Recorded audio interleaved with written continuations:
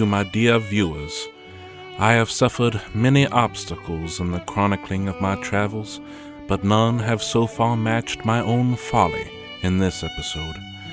After traversing many miles, I neglected to confirm that my microphone had indeed connected to the camera. The audio quality on the following episode is paltry, but it is the best I was able to provide given the circumstances. I pray that my mirth and eagerness to tell you of these histories may never again make me so neglectful of my duties as a gentleman and a YouTuber. Your obedient servant, Chandler. I'm a knight, like the kind in shining armor. With my polished body gleaming, I'm a fighter and a charmer. If you're ever in trouble, just look for me. My friends all know me as the General Lee. Howdy, I'm Chandler O'Quinn. Welcome to Chandler's Travels. In this episode, we are at Fort Mason, out in the very beginnings of West Texas, the very edge of the hill country. We're going to be talking about the role that this played in the career of Robert E. Lee. Hope you'll enjoy it.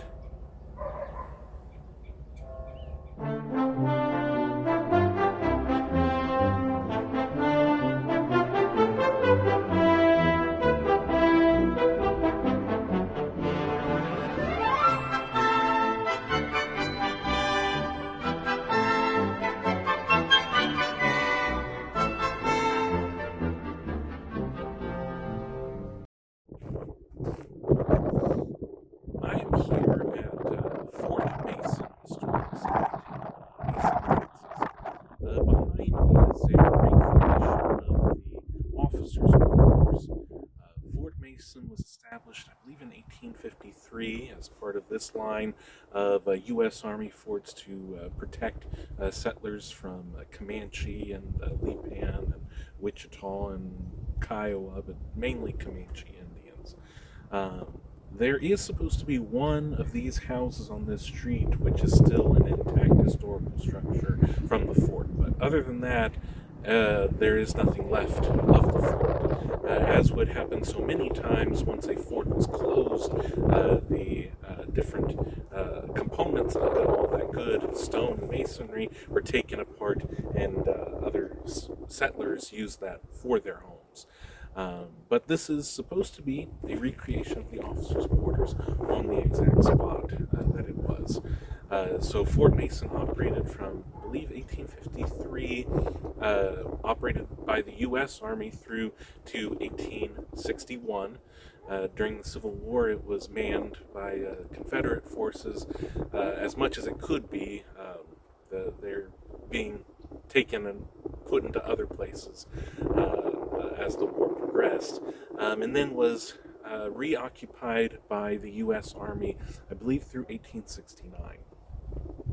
The big claim to fame for Fort Mason is that this is the last United States Army post for United States Lieutenant Colonel Robert E. Lee. He would be in command here of the 2nd Cavalry Regiment it's literally stationed here from December of 1860 through to mid-February of 1861. And then his true claim to fame would live on after that as the commanding general of the Army of Northern Virginia during the Civil War. But all of that was certainly on the horizon, very much so, and people were talking about all of those things.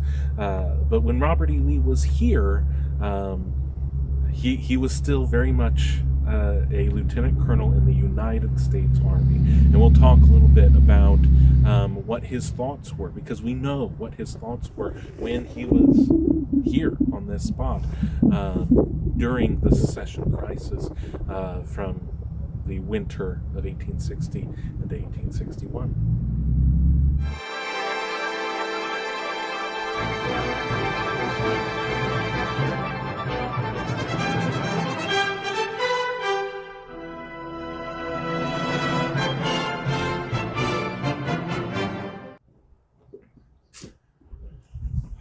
So, who was Robert E. Lee? Robert E. Lee was born in Virginia in 1807. He would go to West Point, graduate second in his class in 1829. He married Mary Custis, so married into George Washington's family in 1833, I believe, somewhere in the early 1830s.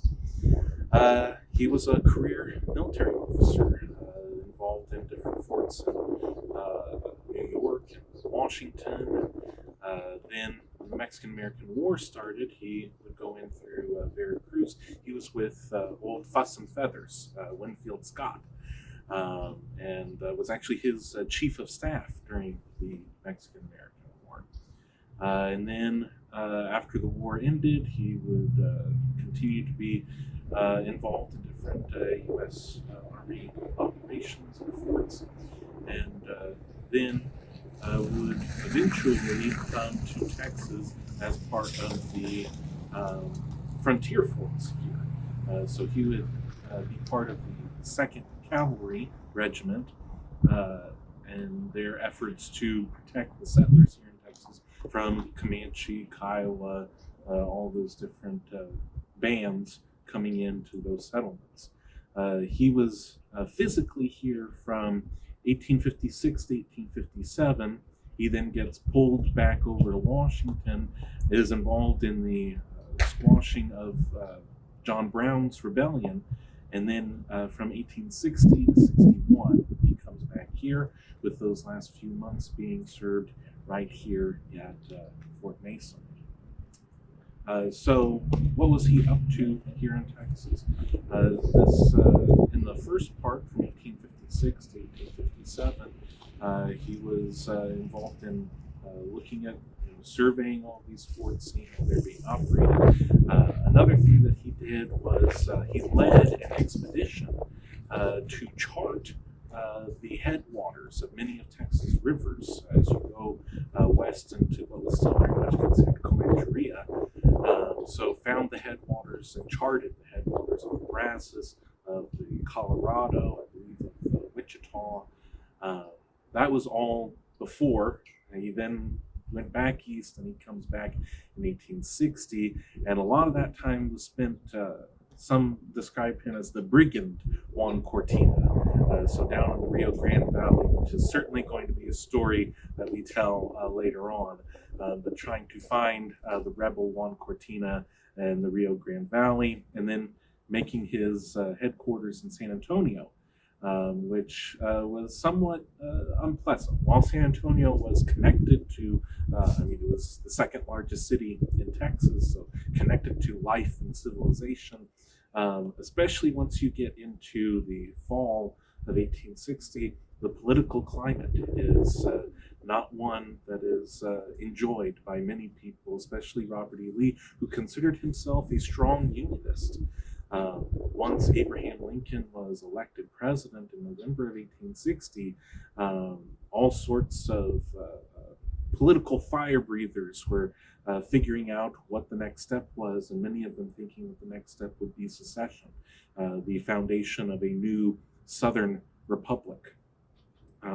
To sort of escape both the hustle and bustle, but especially the political winds that were happening in San Antonio, he was very pleased to come here to Fort Mason, leaving San Antonio early December of 1860 and arriving here on December 23rd. So one of my friends likes to call that Christmas Adam, because it's the day before Christmas Eve. Adam came before Eve. So December 23rd, Christmas Adam of 1860, Robert E. Lee comes here.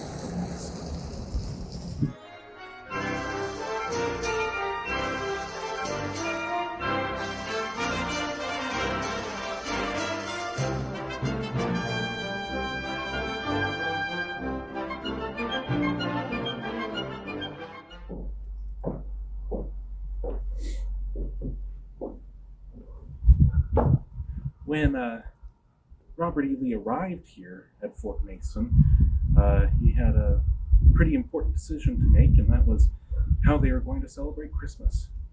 According to an interview with Miss Hay, who was a citizen of Mason, lived here most of her life, and she recalls that they need to make plans for a Christmas ball, and they did not have a place to have the ball, so Lieutenant Colonel Lee offered the officers' quarters as a place to hold that ball.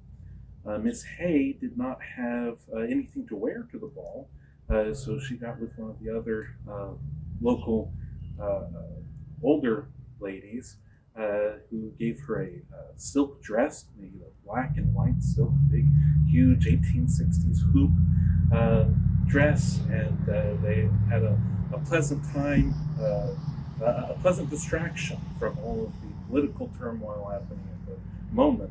But remember, by this time, South Carolina had already seceded. I'm not quite sure if that news had completely made it here yet, but all of that's going on, and they were able to distract themselves for the moment, have a lovely Christmas ball here at Fort Mason in the Comanche country.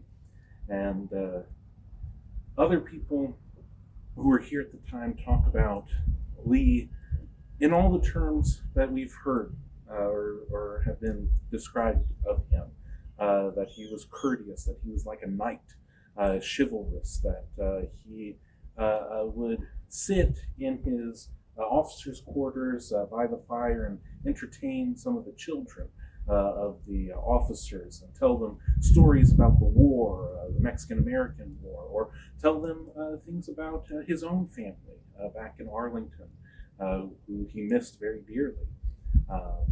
So those are just some of the things that Lee was getting up to while he was here from December through to January. He was also known to entertain himself, not just in these balls or the ball that happened here, but there was a Lieutenant Lowe who came here to Fort Mason January 22nd of 1861 with his new bride, and Lee entertained them with a hearty breakfast consisting of steak and turkey and all sorts of good hearty foods. And he writes a letter to his wife back in Virginia saying, what would you make of a bridal breakfast in Comanche country? The bride was a little bit timid with the food, but Lieutenant Lowe attacked the beefsteak, the turkey hash, the hard-boiled eggs with all fearlessness. So it's a good thing to know that the boys were getting fed well in Lieutenant Colonel Lee's quarters here at Fort Mason.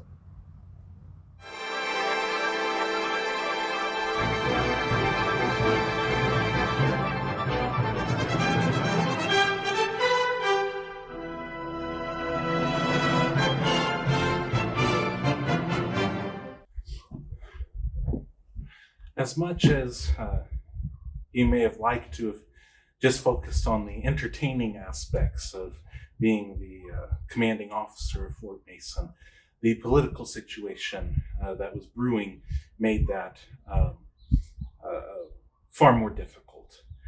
So, as I mentioned before, in December, South Carolina seceded from the Union. Throughout January, another 5 states would secede from the Union, and there was a lot of talk of Texas becoming the 6th or 7th state to do so. In a letter penned right after that account of Lieutenant Lowe, Robert E. Lee discusses or writes to his son about what it would mean for this secession crisis to happen and be allowed to happen. He says that secession is not the answer, that he is aggrieved, he feels a connection with the southern states and their relationship with the North, but that this thing, this creation that our founding fathers worked so hard for, the Union, is meant to be perpetual, as it says in the preamble, that it would be a calamity of all evils for it to have to come down to secession. This is not the way that he would hope that it would happen.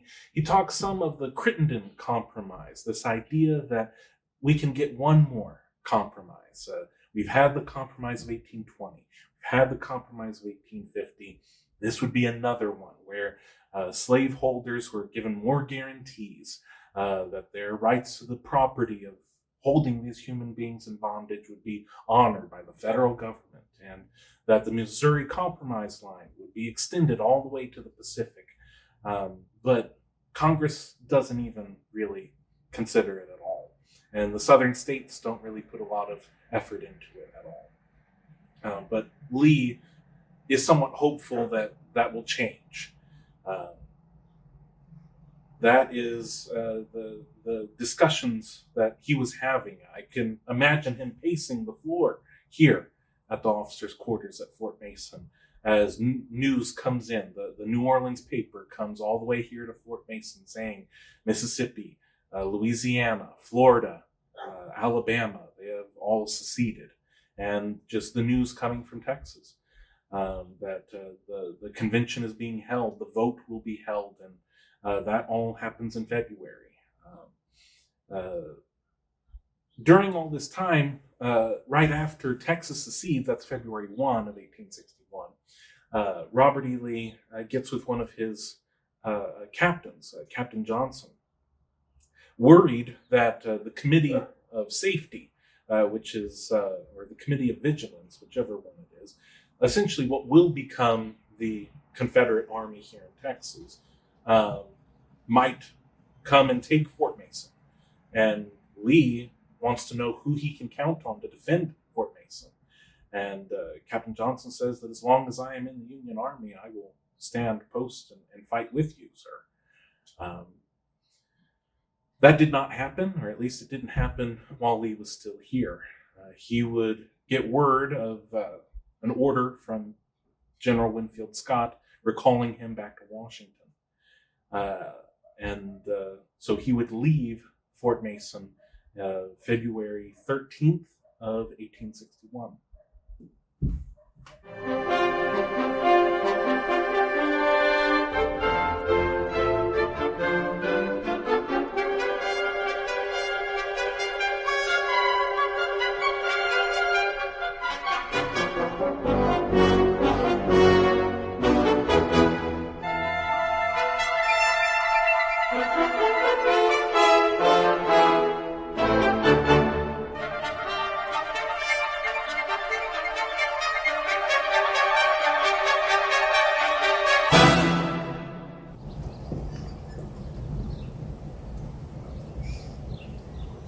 Lieutenant Colonel Robert E. Lee left Fort Mason February 13th, 1861. As he was preparing to leave, Captain Johnson asked him, "Will you be staying north or will you go south?" Robert E. Lee said, "I will never take arms against the United States, but it may be necessary for me to carry a musket to defend Virginia. May God bless you, and God bless this country." And then he rode off to San Antonio. That left Captain Johnson as the commander in charge of Fort Mason. Lee would go on to San Antonio, and I think we'll save what happens to him there as a story for another time. As for Fort Mason, Captain Johnson stayed with the Union. This post was surrendered to the Texas forces March 29th of 1861. Captain Johnson took the regimental colors, and I believe I've seen evidence or testimony saying that he was able to keep those regimental colors of the 2nd Cavalry from here at Fort Mason. And if that is true, it is very likely that he was the only one, that this is the only post that was able to keep its regimental colors, as many of the other forces that were surrendered to the Confederates or the Texas State Forces, those colors were destroyed. But Captain Johnson was able to save the colors that flew above this spot just before the Civil War began. that is the little glimpse of the few 6 weeks maybe that Robert E. Lee was here in 1860 to 1861. The legacy of Lee being here, when you look at his letters, when you look at the thoughts that he was having while he was here, it would be hard to distinguish them from another Virginian who was here in Texas at that same time, Governor Sam Houston. Sam Houston was also an ardent Unionist and did not want this to happen, though the two would eventually differ on what they were going to do. But both of them saw that this was a calamity to dissolve the Union, to listen to the fire eaters, these politicians. Lee did not want a civil war to happen. He didn't even really want a completely independent Southern Republic. He wanted the Union to be preserved just as Houston did, just as Lincoln did. It is interesting to see these three historical figures, if you were to take their words at this exact same time. There's a lot of similarities, a lot more than we might think. But of course, eventually Lee saw his duty was to defend Virginia. That his loyalty to Virginia was greater than his loyalty to the Union. And that is why when he gets all the way to Washington and they offer him command of the Union Army, he turns it down, and the rest, as they say, is history.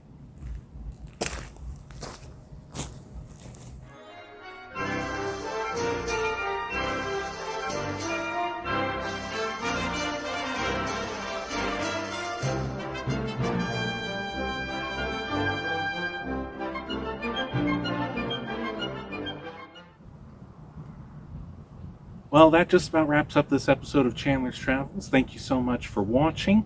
If you enjoyed this video, please like, share, subscribe, send it out to your friends, word of mouth, everything that you do when you hit that like button, smash that subscribe button, all of that, the things that you do when you like a YouTube video, all of that helps us in growing the channel and making it so that I can take even more of you along with me on my journeys. Thank you so much for watching. Until next time, vaya con Dios.